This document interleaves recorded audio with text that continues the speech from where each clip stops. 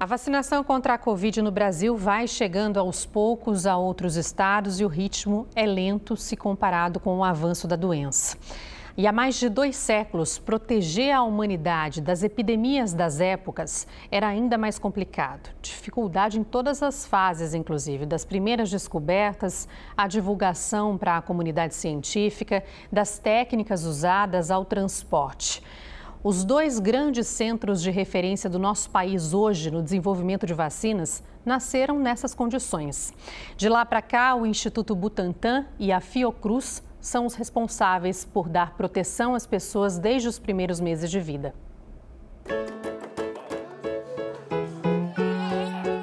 Por que será que criança nunca fica sozinha? Tem sempre um adulto por perto. É para cuidar, para antecipar acidentes, evitar que o pior aconteça, né? Pois é justamente essa a lógica da vacina. Agora, imagine você se desde cedo a nossa saúde ficasse exposta a grandes perigos o tempo todo. Bom, era assim no passado, mas graças à vacina, essa situação mudou. E graças à vacina, doenças terríveis são apenas parte da história. Não muito tempo atrás, né, até lá por, eu diria, 1700, por aí 1600, até, não se atribuía nenhuma doença a micro-organismos. As pessoas achavam que eram castigos dos deuses. Ainda bem que não tinha rede social naquela época, né? Senão seria terrível. Mas já tinha né? Lá por 1600 foi descoberto, inventado, né, o primeiro microscópio.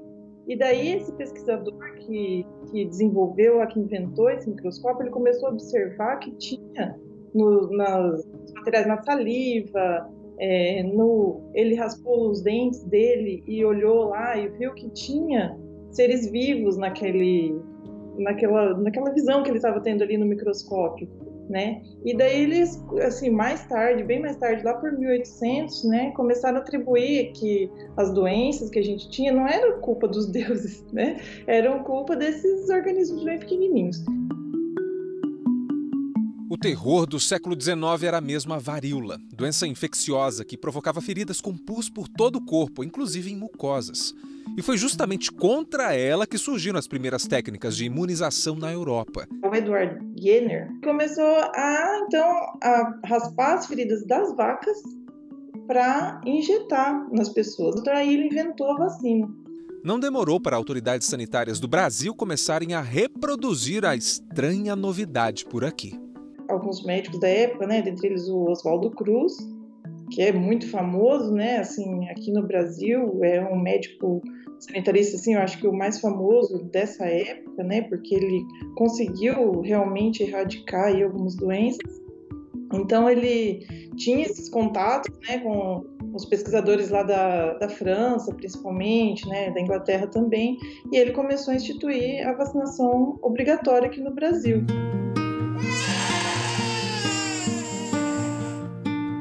O calendário de vacinação das crianças é extenso, é rígido e muitos sabem da importância dele. Só que para a gente chegar até esse ponto de conhecimento, a sociedade no Brasil passou por poucas e boas nessa relação com a vacina. Lá atrás, no passado, também teve encrenca, também teve desconfiança, só não teve meme, né? Só que a diferença é que lá atrás a população realmente não tinha conhecimento. As comunicações científicas elas eram feitas muito mais lentamente e dependia muito mesmo dessa rede de conexão entre os cientistas, né? Quem eles conheciam e quais os trabalhos eles tinham acesso, conseguiam ler. A gente está acompanhando toda a logística moderna e segura de transporte de doses por aqui, mas naquele tempo, vai vendo. Oficialmente, foi um senhor conhecido como Marquês de Barbacena que pediu a importação da técnica europeia para o Brasil em 1804.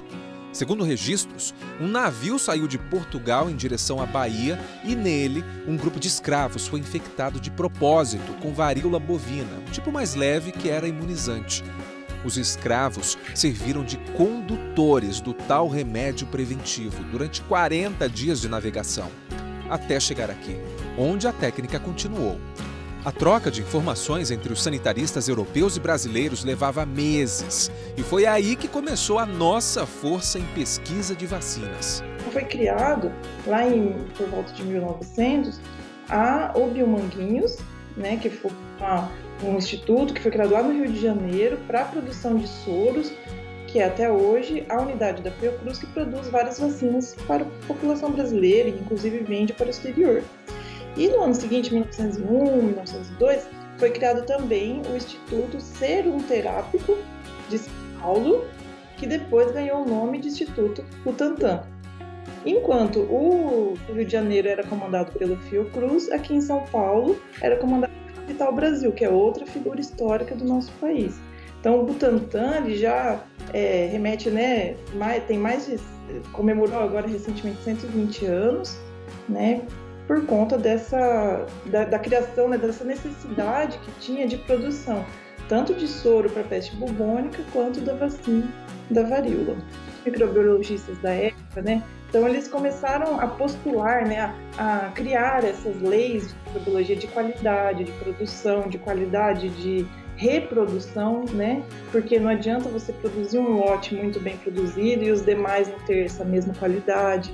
Então, isso já remonta lá da criação desses institutos, né, com esse grande cuidado que esses especialistas começaram a implantar no país. Nessa corrida pela vacina, a torcida é sempre pela ciência. Mas a gente torce também para que as pessoas vençam encontrando um lugar seguro, chamado imunização.